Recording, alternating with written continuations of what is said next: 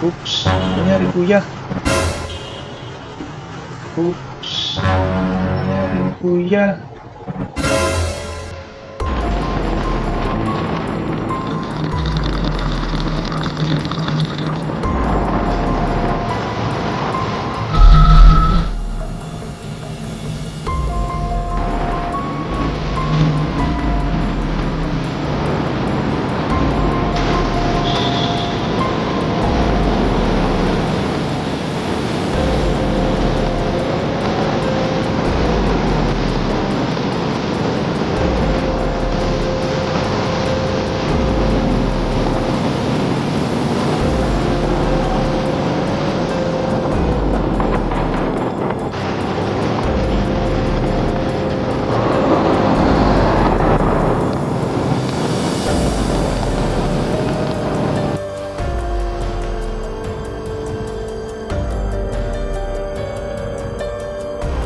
Himala hindi matraffic ngayon. Pag pumapasok kasi ako, parating matraffic dito sa underpass eh.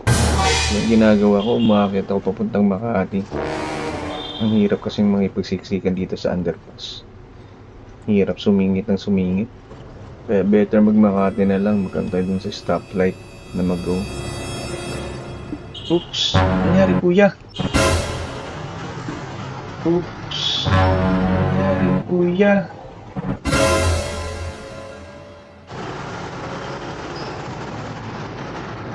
Nangyari sa'yo kuya? Okay ka lang kuya?